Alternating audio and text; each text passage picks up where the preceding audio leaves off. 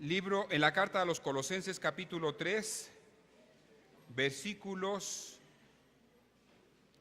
del 12 al 17. Y si la vamos encontrando, hermanos, favor de ponerse de pie para que hagamos la lectura juntos. Colosenses, capítulo 3, versículos 12 al 17. Voy a esperar a que se pongan de pie, hermanos, para que leamos todos juntos la palabra de Dios. Leamos juntos. Dice así: vestíos pues como escogidos de Dios, santos y amados, de entrañable misericordia, de benignidad, de humildad, de mansedumbre, de paciencia, soportándoos unos a otros y perdonándoos unos a otros, si alguno tuviere queja contra otro. De la manera que Cristo os perdonó, así también hacedlo vosotros. Y sobre todas estas cosas, vestíos de amor, que es el vínculo perfecto. Y la paz de Dios gobierne en vuestros corazones, a la que asimismo fuisteis llamados en un solo cuerpo, y sed agradecidos. La palabra de Cristo more en abundancia en vosotros, enseñándoos y exhortándoos unos a otros en toda sabiduría, cantando con gracia en vuestros corazones al Señor con salmos e himnos y cánticos espirituales. Y todo lo que hacéis, sea de palabra o de hecho, hacedlo todo en el nombre del Señor Jesús, dando gracias a Dios Padre por medio de Él. Padre nuestro, te rogamos que nos bendigas con tu palabra en esta mañana, que tú nos hables, que podamos escuchar tu voz en nuestra mente y guardarla en el corazón. Te pedimos tu bendición, Señor, por tu Hijo Jesús. Amén. Tomen su lugar, por favor, hermanos. Vamos pues a hacer la predicación de esta mañana basada en el libro, en la carta que Pablo escribió a la iglesia de Colosas. Estamos en el corazón de la carta, estamos en la parte práctica, pero estamos en ese corazón de la epístola donde se concentra el consejo de Pablo para la iglesia, una iglesia que por cierto no conocía, para que esta iglesia pueda ser una iglesia ejemplo para las futuras generaciones. Nosotros somos una iglesia producto de la enseñanza de Pablo a la iglesia de Colosas. En la introducción de la predicación, hermanos, tengo yo este pensamiento: no es difícil aprender el modo de vida que Dios espera para nosotros. No es difícil. El pensamiento del apóstol Pablo es un pensamiento firme y ordenado.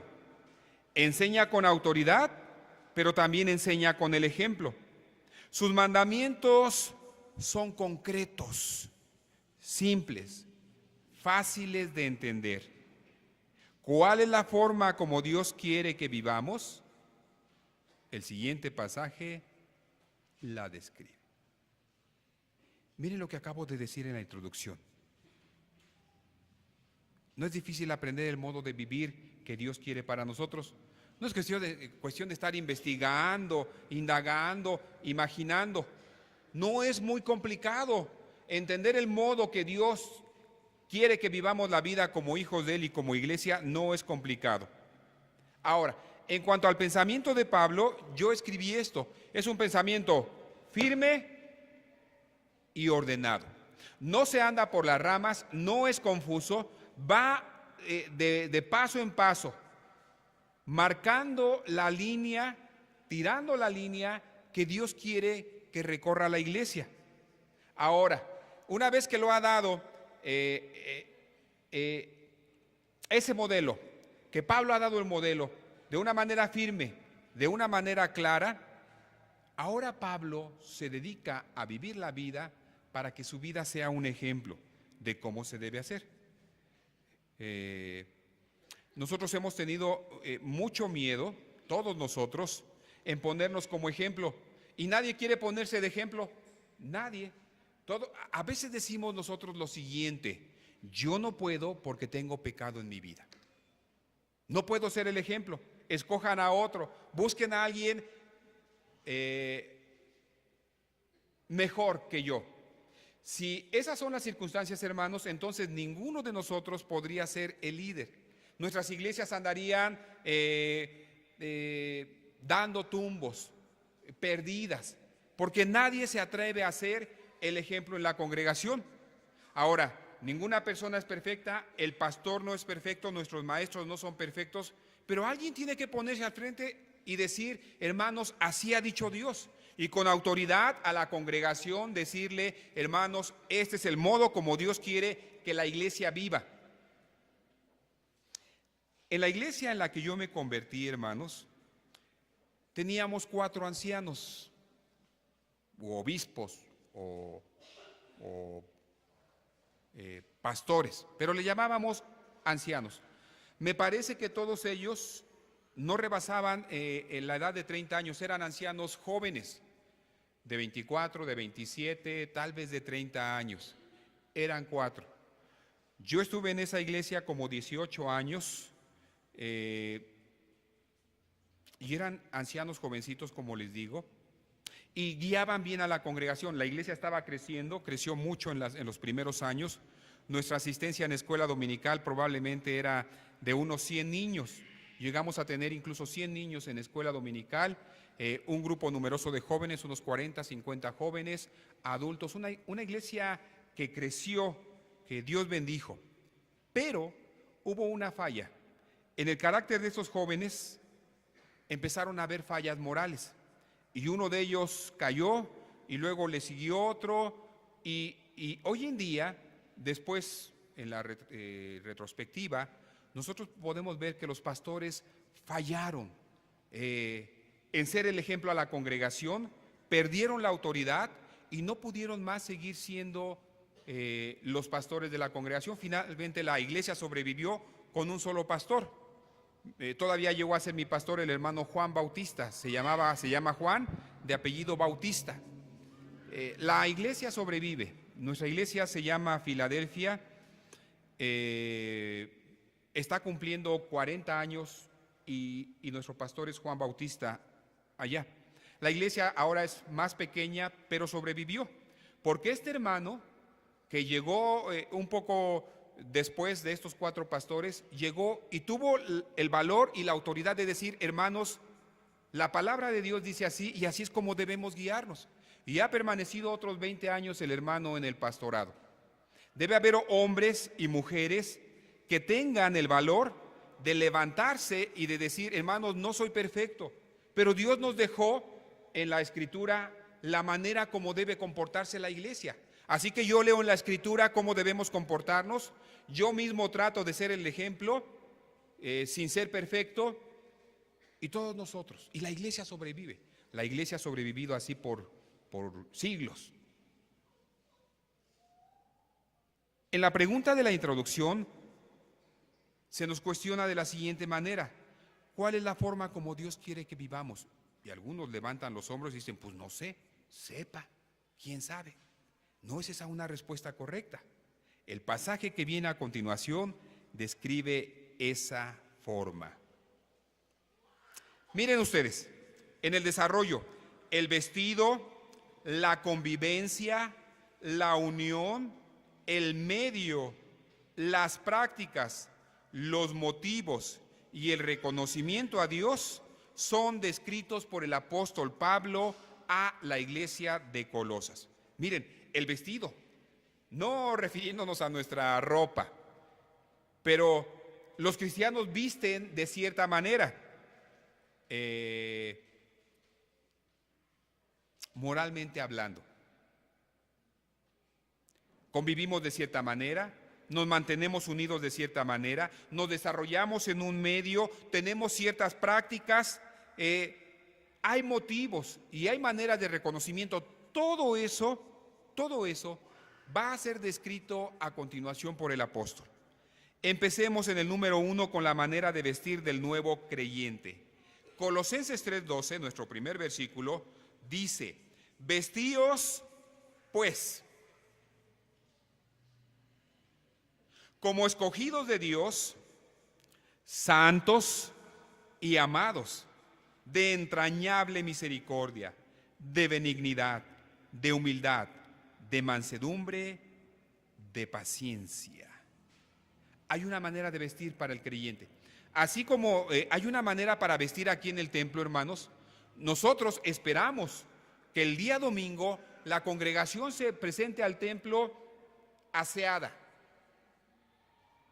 Quiere decir que no recibimos a uno que otro que venga del trabajo o que venga del fútbol o que no haya tenido tiempo para echarse una manita. No, la mayoría de las gentes que venían alrededor de Jesús venían sin haberse bañado, sin haberse preparado, venían a escuchar al Señor de buena manera. ¿Ok? De una manera improvisada. En la iglesia nosotros hemos improvisado cuando recién llegamos a la congregación, tal vez veníamos así. Con el tiempo aprendemos que el domingo es un día para venir aseados porque venimos a ver al Señor. Si al trabajo o a la escuela nos bañamos, nos arreglamos, ¿cuánto más para venir al templo? Hay una manera de venir vestidos. Si no tenemos una ropa muy nueva, muy elegante, nuestra ropita la lavamos, la remendamos y nos presentamos al templo. Pero eso no es lo importante. La manera como debemos venir vestidos la describe Pablo en el versículo 12. Vestidos como si fueran, como lo que son, escogidos de Dios.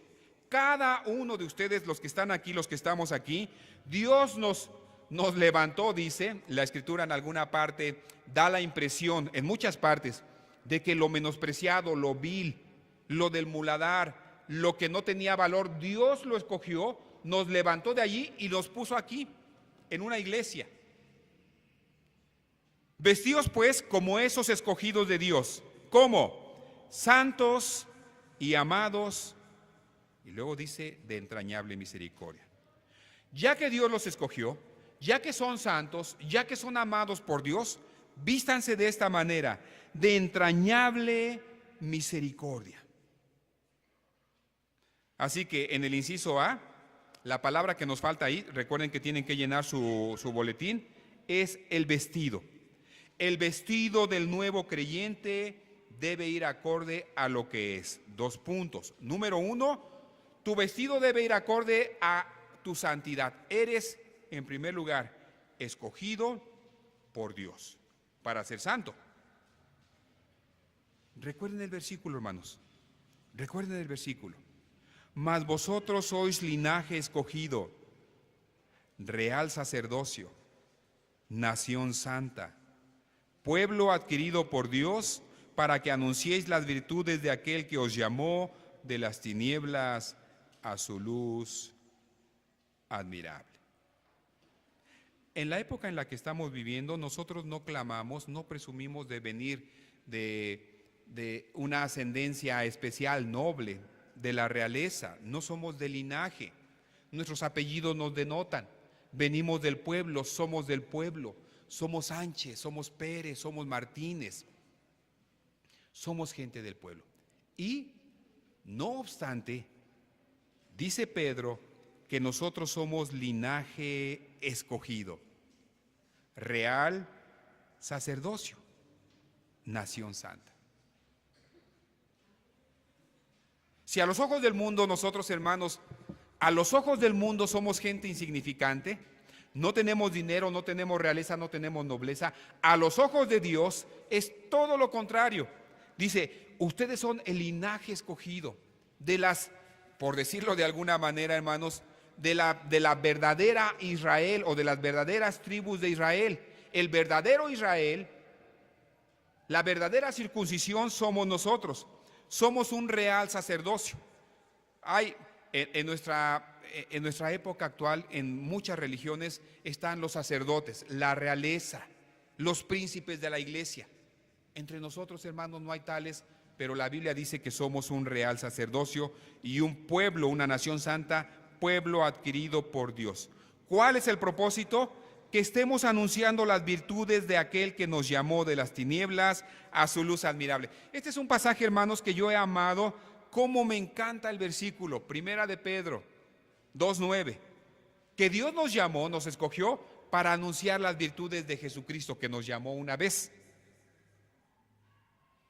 Nos llamó de las tinieblas a su luz admirable. Dice el himno 110 que hemos cantado entre semana con los varones, en una de sus estrofas, el himno se llama En la cruz. Empieza diciendo: herido, triste, fui a Jesús, mostréle mi dolor. En otra de las estrofas dice: perdido, errante, andaba yo. Y refleja exactamente la teología de este versículo, que Dios nos llamó de las tinieblas a su luz admirable para anunciar las virtudes de aquel. El día de ayer, hermanos, celebramos en nuestra convención al pastor. Este mes y la semana que pasó especialmente, le llamamos el mes del pastor, el día del pastor, y celebramos al pastor. Probablemente 50 iglesias de nuestra ciudad, de nuestra convención, acudieron a la reunión. Algunos hermanos, como pastores, varios de ellos, tal vez una tercera parte o la mitad, iban vestidos como pastores. Iban vestidos de traje, de corbata, se veían bonitos. Otros no, otros, incluso los que no iban vestidos de traje, dieron la queja: hermanos, nos hubieran dicho que la reunión era una reunión más formal, porque el desayuno que ofrecimos a los pastores lo hicimos ahí en el Gran Hotel de la Ciudad de México. Está en el Zócalo, está en la esquinita de 16 de septiembre con el Zócalo, en el pleno corazón de la ciudad. Es un edificio que proviene de la época del Porfiriato, más o menos. Es un edificio bonito, elegante, y la ocasión era especial. Los pastores, yendo vestidos como iban, hermanos, no demeritaban para la ocasión, sea que fueras de traje o que fueras sencillamente como cualquier día. Cada pastor, o la mayoría de ellos hasta donde yo sé, viven la vida de tal manera que muestran una manera digna de la vocación a la cual fueron llamados.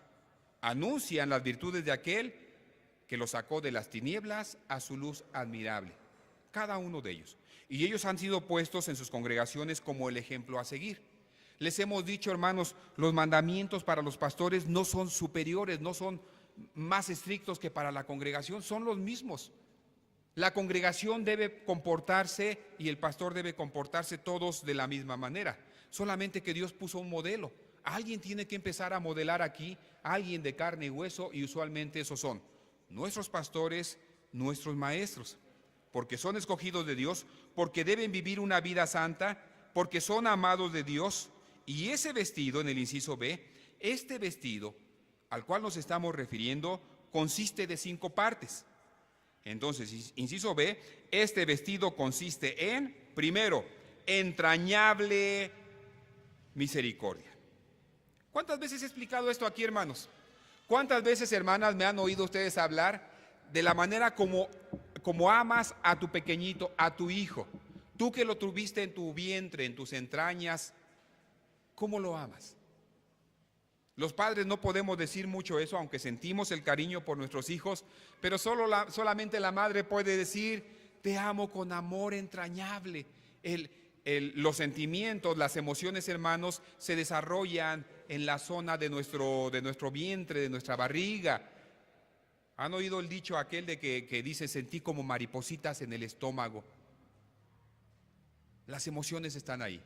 Y Pablo nos dice que nosotros, como santos y amados, debemos amarnos unos a los otros con entrañable misericordia. La misericordia, hermanos, es no darle a tu hermano el pago que merece por su acción. Me hiciste esto y tú mereces que te pague así. Y la Biblia dice: no, tienes que amarle con entrañable misericordia. Hermano, yo sé que fallaste. Lo primero que uno puede decirle al hermano: no te preocupes, yo he hecho lo mismo. yo he hecho lo mismo y me perdonaron. Te perdono. Hermanos, si las iglesias amaran así, si tan solo amáramos de esa manera, la gente en el templo no cabría. Mucha de la gente que se va de las iglesias es porque en un momento dado nosotros no supimos perdonarle, no tuvimos misericordia de él. En nuestra crítica, en nuestra manera de hablar, en nuestra manera de mirar, en nuestros comentarios, no fuimos misericordiosos. Levantamos los hombros y decimos, ¿yo qué le hice? Yo no sé, se va porque quiere. No sabemos, hermanos. Luego dice benignidad. Igual, ¿cuántas veces hemos explicado la palabra benignidad? Y la seguiré explicando, hermanos, en tanto tenga vida y en tanto tengamos necesidad de esa definición.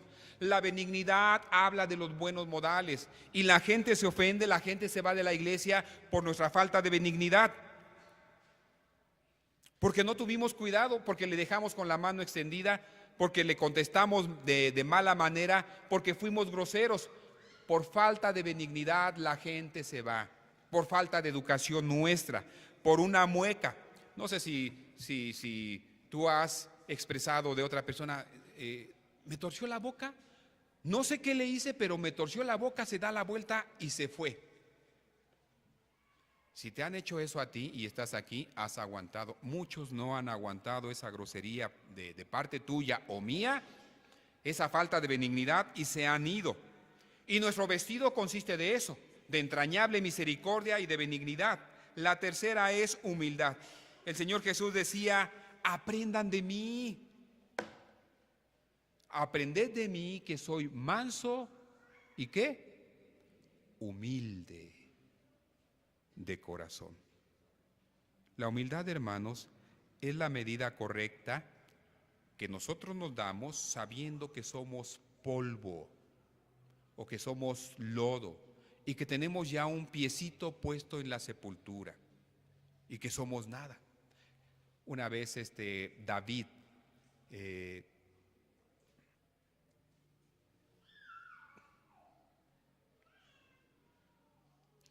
déjenme ver, a ver si me corrigen ustedes, no he leído recientemente la historia, pero Mefiboset, el hijo de Jonatán, cuando fue traído por David a su casa buscando un descendiente al cual hacer misericordia, me parece que Mefiboset dijo, ¿quién soy yo? Que soy como un perro muerto para que hagas misericordia a mí. Esa, hermanos, es una expresión de humildad, de decir, soy nada, soy nada. Lo que tengo es por gracia, lo que soy lo he recibido como regalo de Dios. Y jamás sentirte que estás por arriba de tu compañero, de tu hermano.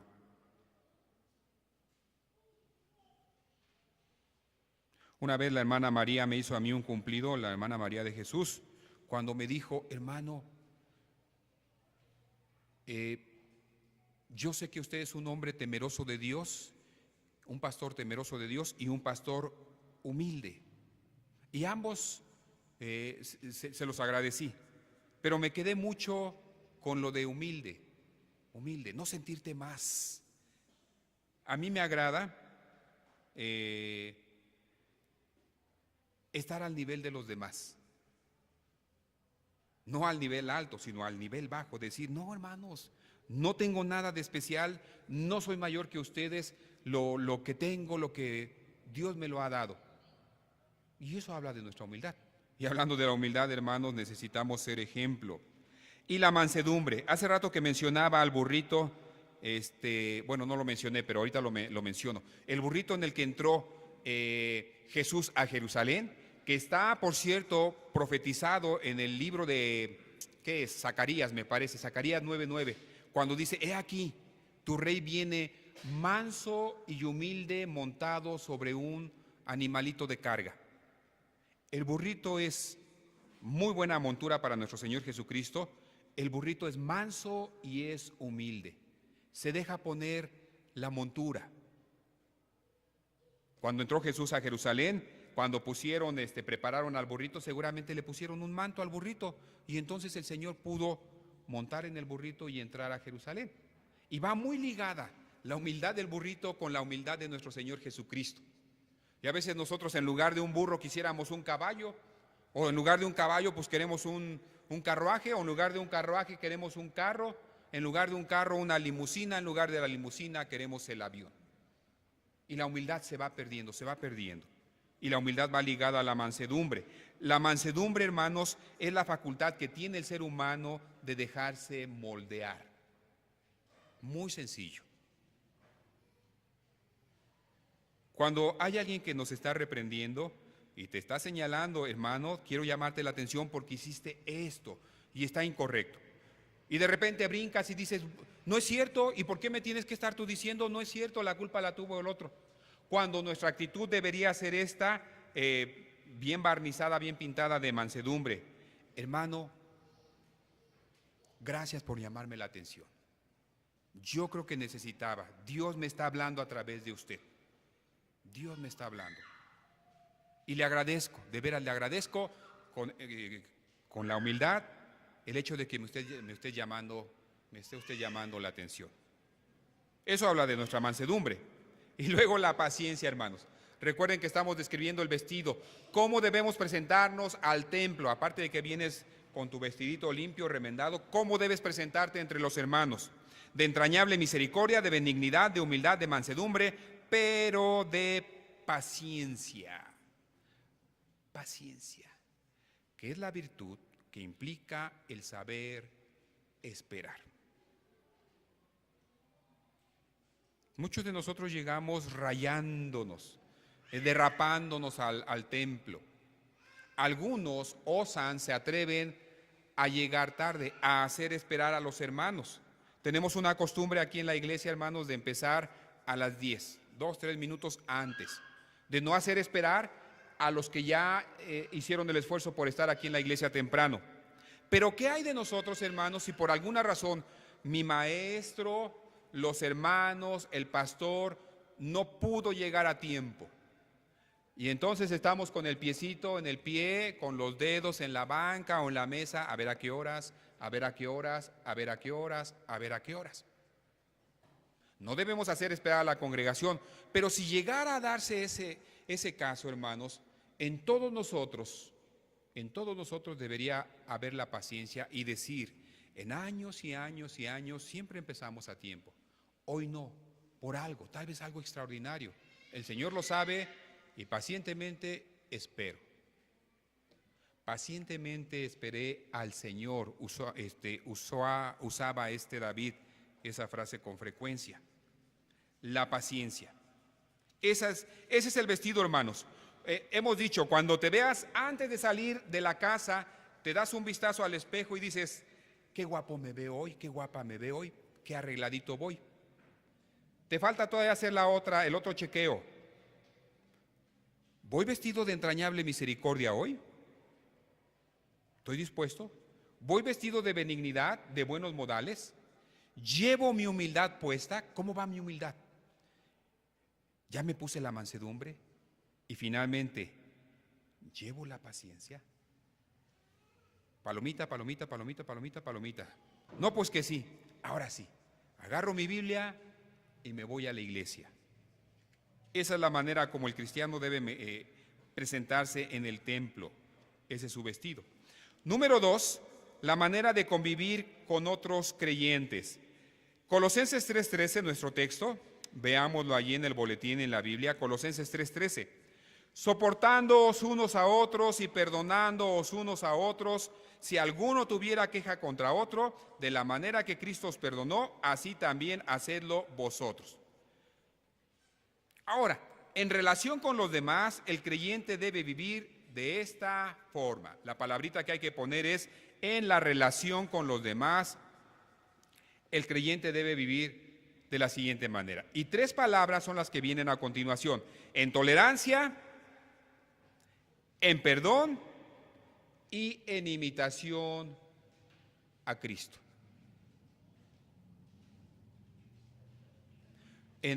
En la época que estamos viviendo, hermanos, hablamos mucho acerca de la tolerancia. La tolerancia es aceptar que las personas pueden ser diferentes a nosotros y podemos convivir con eso. Dice Pablo, soportándoos los unos a los otros. No soportándonos de que a veces sí decimos, es que me cae muy gordo el hermano o muy gorda la hermana. No, bueno, no lo decimos, a lo mejor lo llegas a pensar. No está hablando acerca de tener que cargar a los demás, sino de la tolerancia. La expresión se oye muy ruda, ay, ¿cómo te soporto? Ya, o al revés, ya no te soporto. Se oye feo. Pero cuando utilizamos la palabra tolerancia, que es el equivalente, dice, sean tolerantes unos a otros, acepten el hecho de que son diferentes.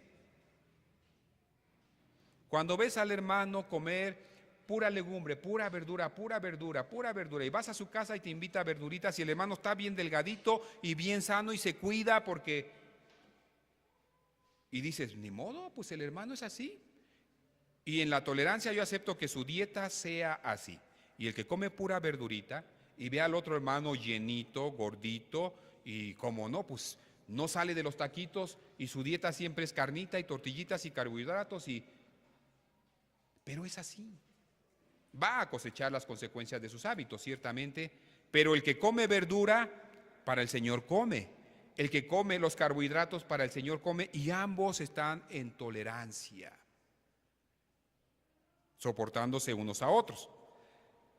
Después de esto, hermanos, cuando de plano el hermano se excedió en las verduritas y me quiere dar verduritas a mí todos los días que voy, o el hermano me quiere dar tamales todos los días que voy a su casa, y finalmente ya no aguanto y le digo, hermano, usted siempre me está dando verduras cuando voy a su casa, y se ofende el hermano.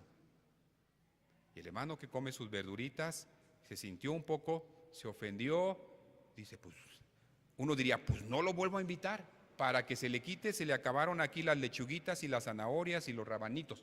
No, si continuamos la idea de Pablo, dice, si has fallado en la tolerancia, en soportarte unos a otros, y si te han ofendido, practica ahora el perdón. Hermano, ¿se ofendió porque le dije que nomás me da verduritas? No, hermano, no se preocupe. La verdad es que sí, a veces me excedo. Véngase a comer. Vamos a hacer ahora unos taquitos. Lo invito. Le tuviste tolerancia, le perdonaste la grosería que te hizo y siguen conviviendo. Y ambos, en el inciso C dice, imitando a Cristo. Porque si practicamos nosotros la tolerancia, el perdón, como Cristo lo practicaba, practicamos la imitación a Cristo. Sean siempre como Cristo. Esto nos lleva al versículo 14 de nuestro texto, la manera de mantenerse unidos como creyentes. Colosenses 3:14, sobre todas estas cosas que les he hablado, tolerancia, perdón, vestíos de amor, que es el vínculo perfecto. ¿Qué?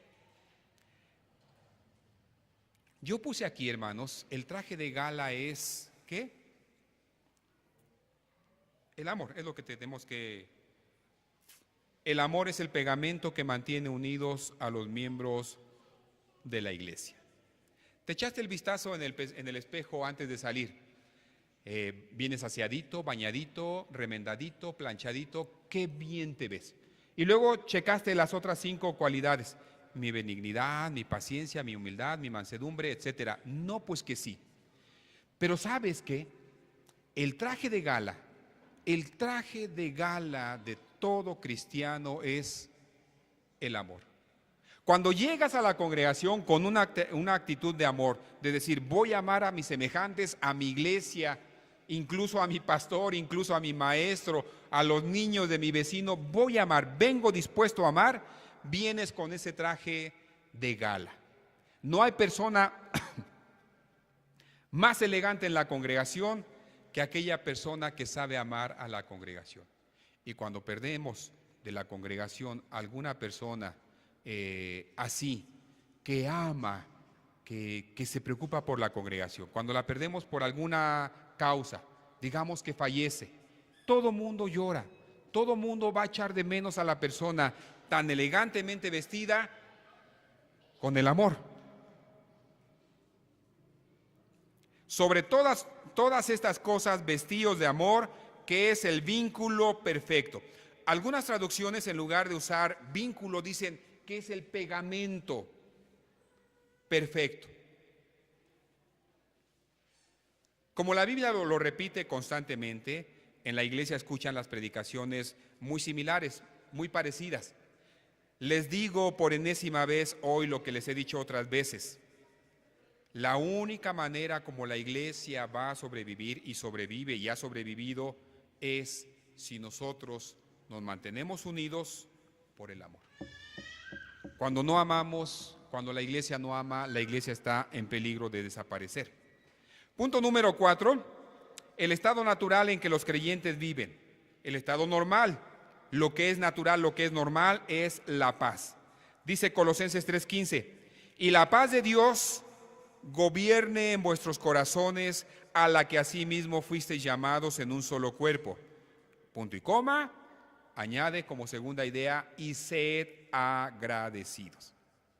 Que haya paz en vuestros corazones. Y esa paz, hermanos, viene de Jesucristo. Juan 14:27. La paz os dejo, mi paz os doy. Yo no os la doy como el mundo la da. No se turbe vuestro corazón, ni tenga miedo. Mira, hermano, cuando nosotros tenemos la paz que Jesús nos da, la paz os dejo, mi paz os doy. No se turbe vuestro corazón, no tenga miedo. Cuando tenemos la paz de Dios, vivimos con tranquilidad, vivimos con sosiego, la paz de Dios.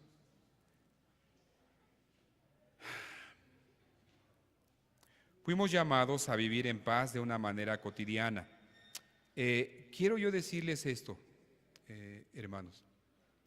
Hay un dicho que dice así: me siento como pez en el agua. Quiere decir, me siento en mi ambiente, en mi estado natural. El estado natural de las iglesias es la paz. Jesús nos dejó su paz, Jesús nos dio su paz, y las iglesias se supone que deben vivir en paz. Cuando la iglesia no vive en paz, cuando nos estamos, dice Pablo, mordiendo, arañando unos a otros, hemos perdido el estado natural de la iglesia, que es vivir en paz. Algunos se quejan y dicen, no, es que la iglesia como que está aburrida, no pasa nada, no hay nada, como que viven en una monotonía. Si esa monotonía obviamente está lejos del propósito de Dios, de estar evangelizando, de estar discipulando, hay que quejarnos de la monotonía. Pero si estamos viviendo en una paz, cuán dulce paz.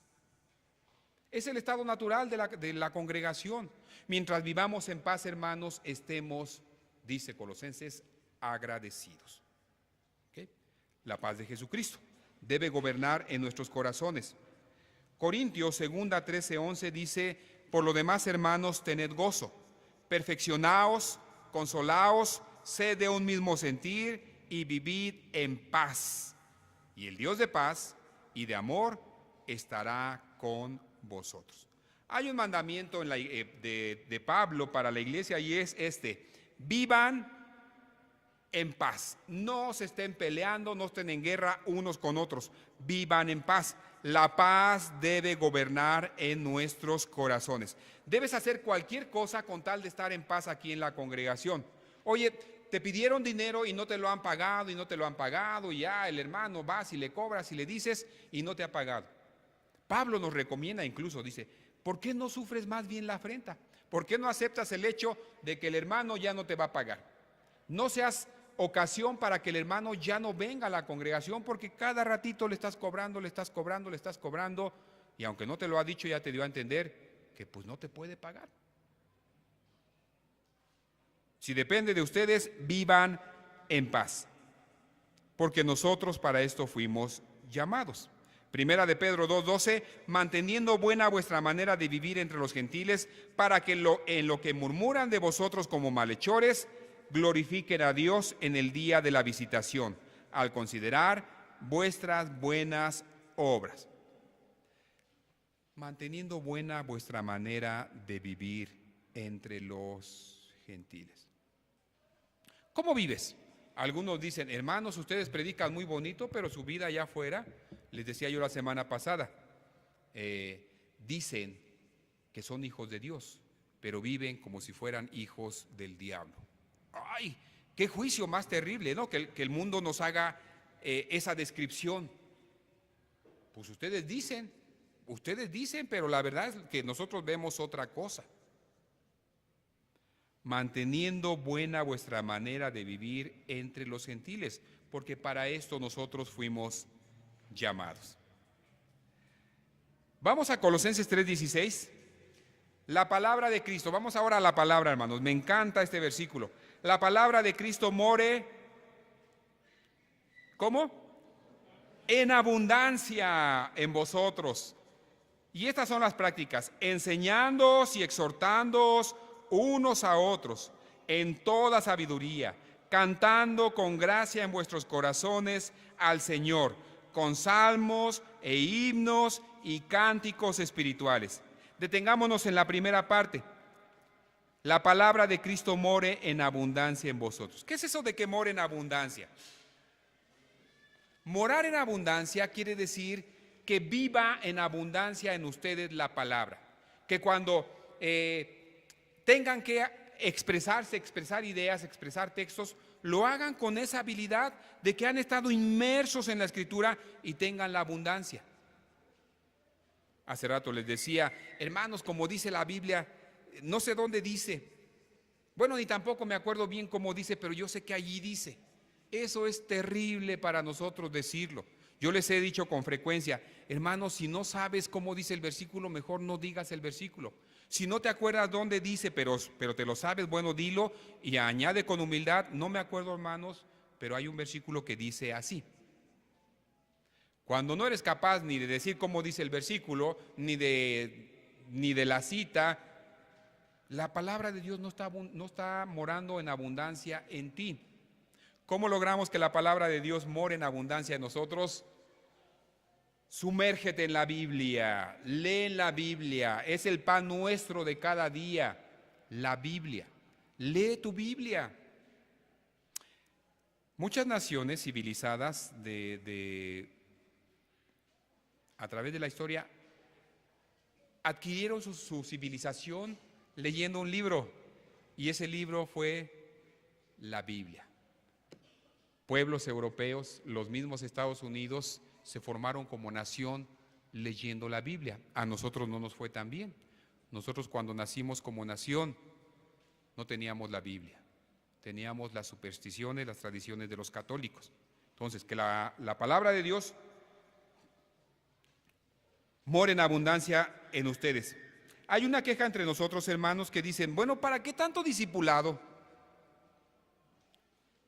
Y hay cierto derecho, cierta razón en esa expresión.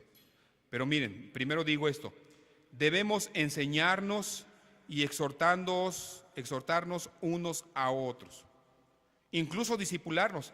El hermano me está enseñando, una vez yo le di discipulado al hermano, ahora él está a cargo de un discipulado y yo estoy como su alumno.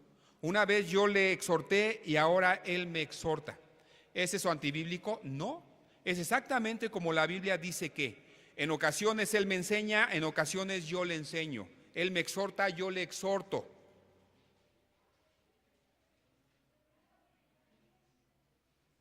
La queja está, hermanos, y les decía que tienen derecho, a veces un poco de derecho en la queja, cuando dicen, hermanos, es que nomás nos repartimos los ministerios entre nosotros y nos ministramos unos a otros. Y una iglesia así se muere. Si no se muere, hermanos, por lo menos se queda chaparrita, enanita, y ahí se va a quedar. Es bueno que nos disciplinemos unos a otros, que nos exhortemos, pero en esa práctica siempre debemos estar incluyendo personas nuevas, incorporándolas. De tal manera que la iglesia va madurando, hay un cierto grupo de gente maduro que sigue madurando, que es capaz de cuidar a otros que vienen detrás. No solamente enfrascarnos en un discipulado mutuo sin tener personas nuevas.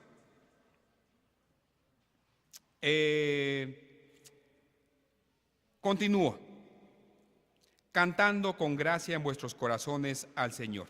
Yo les he dicho muchas veces, hermanos, cuando la alabanza no te gusta en la congregación, bueno, no nos preocupa mucho. No era para ti la alabanza. Nosotros cantamos en nuestros corazones al Señor. Pero por cierto, eso no es un pretexto, hermanos, no es una excusa para que nosotros vengamos a la congregación y hagamos una alabanza mala, difícil. Los salmos dicen, cuando habla de los instrumentos, dice tañendo bien, háganlo con calidad, canten y canten bien. Canten al Señor en vuestros corazones con salmos, con himnos, con cánticos espirituales. Casi no me meto yo con el grupo de alabanza, hermanos.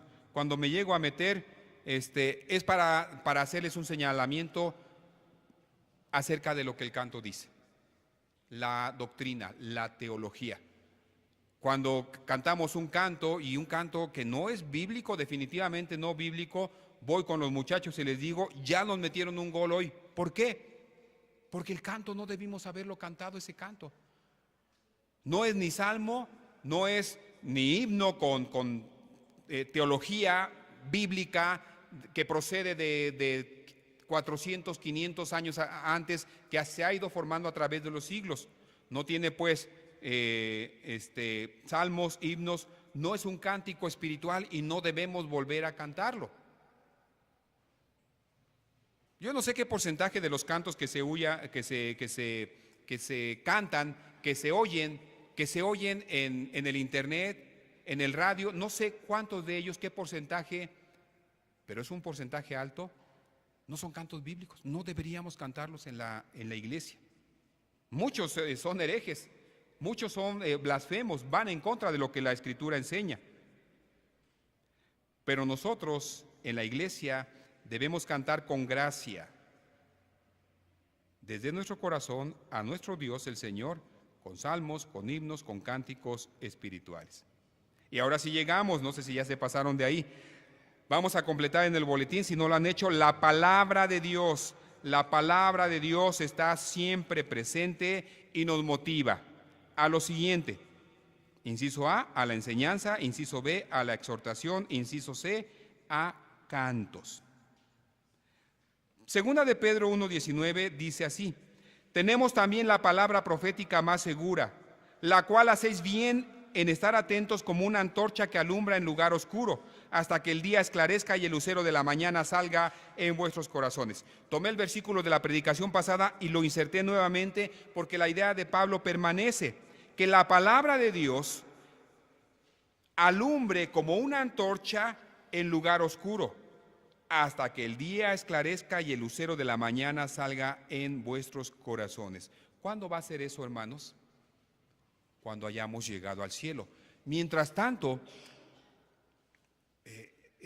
la gente no lo sabe, hermanos, pero nosotros tenemos un lugar preponderante en la comunidad. Nuestra iglesita, junto con muchas otras iglesitas aquí en la comunidad, somos las antorchas. En medio de una oscuridad terrible, iluminamos nosotros la oscuridad en la cual vive nuestra comunidad.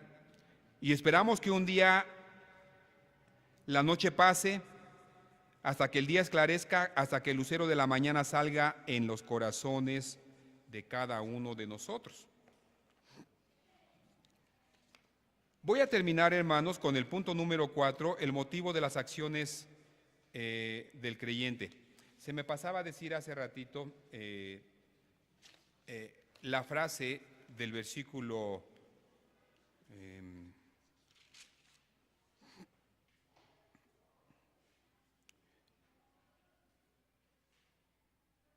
del versículo 15, lo acabo de pasar. Cuando dice, en cuanto a la paz, a la que asimismo fuisteis llamados en un solo cuerpo, termina diciendo, sed agradecidos. ¿Saben ustedes que cuando no somos agradecidos con lo que Dios nos ha dado, se pierde la paz? En el matrimonio, hermano, cuando el esposo no es agradecido por su esposa, cuando no agradece por su esposa, cuando no ora por su esposa, empieza la fricción, empiezan los problemas. Cuando el esposo empieza a comparar a su esposa, es que la vecina o es que la compañera de trabajo es más joven, es más atenta, es más agradable, es más agraciada, es más bonita. Cuando deja de agradecer por lo que Dios le dio, por su esposa, la paz se rompe. Lo mismo pasa con la esposa, Cuando empieza a comparar, mi esposo no es tan inteligente como se veía, no sabe hacer dinero como el vecino, no sabe tener la casa como el vecino la tiene, o como el hermano, como la hermana, y se pierde la paz. Dice Pablo, y sed agradecidos por lo que tienen. Regreso al 17 ya para terminar. Todo lo que hacéis, ahí nos hablan a todos nosotros. Fíjense, sea de palabra, sea de hecho, hacedlo todo en el nombre del Señor Jesús, dando gracias a Dios Padre por medio de Él. Todo lo que hacéis, cualquier cosa que hagas, ya sea de palabra o ya sea de hecho, hazlo en el nombre del Señor Jesús. Entonces, para el Señor Jesús son nuestras palabras, lo que hablamos, lo que decimos, lo que hacemos, y las acciones de gracias llegan a Él.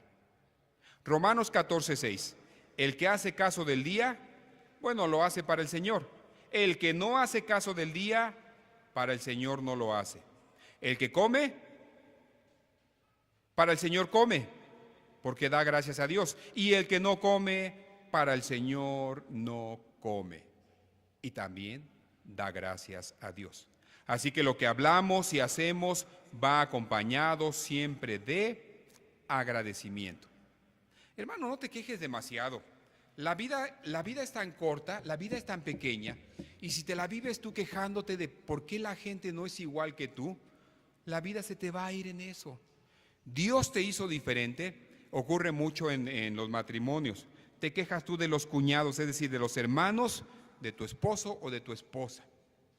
Ay, cómo me habré casado contigo, y luego mira nada más qué hermanos tienes y qué hermanas tienes. Y tu vida se te va en quejas, en quejas, en quejas, en quejas, en quejas.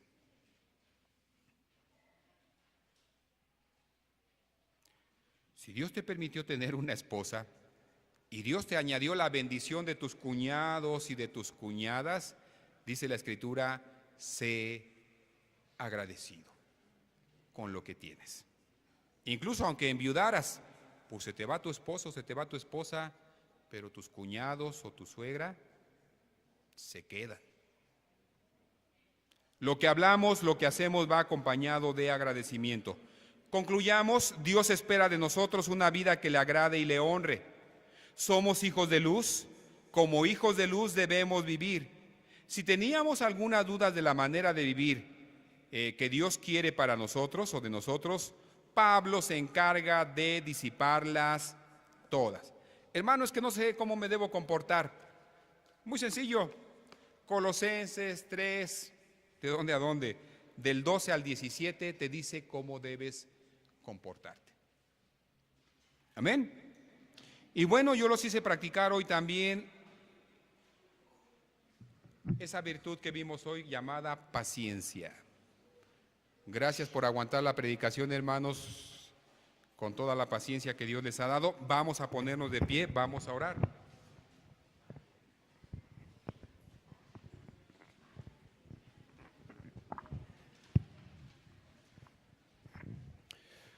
De algunas de las virtudes que vimos hoy que están escasas en nuestra vida, hermanos, ¿por qué no pasamos y le pedimos a Dios, Señor, dame la paciencia o dame la benignidad? Vamos a orar juntos como acostumbramos. ¿Les parece? Vamos a ponernos de rodillas, muchos de nosotros, y todos aquellos que tengan necesidad de arrodillarse ahorita, pásenle, vamos a arrodillarnos. Puestos de rodillas o puestos de pie, acompáñenme en la oración para terminar. Gracias te damos, Dios nuestro, porque nos permites predicar la palabra, escucharla, leer la Biblia. Señor, una hora de predicación a veces es muy larga, en otras ocasiones es muy corta. Pero te damos gracias porque tú siempre nos das el alimento que necesitamos en la medida que lo necesitamos. Y hoy necesitamos escuchar esas cosas, cómo debemos vestirnos como creyentes, especialmente cuando estamos en la iglesia. Señor, deja que nuestra vestimenta muestre la benignidad y muestre el amor y la paciencia, la tolerancia, el perdón. Permite, Señor, que cuando vengamos al templo los domingos o en cualquier ocasión, después de echarnos un vistazo en el espejo, chequemos si venimos con esa disposición de ser pacientes y mansos y humildes y tolerantes y ser perdonadores. Y permite que la iglesia venga siempre con ese traje. Y nuestro traje de gala, el amor, Señor, que nunca se nos olvide. Permite que tu iglesia sea una iglesia que ama a los hermanos, que perdona a los hermanos. Gracias te damos por esta exhortación que nos has dado, Señor. Te rogamos que tú nos levantes, nos despidas, nos dejes continuar, Señor, con nuestro día. Tú nos bendigas. Y nosotros, tu iglesia de San Juan, te bendecimos. Te bendecimos a ti, Dios eterno. Y te bendecimos en el nombre de tu Hijo Jesús. Amén.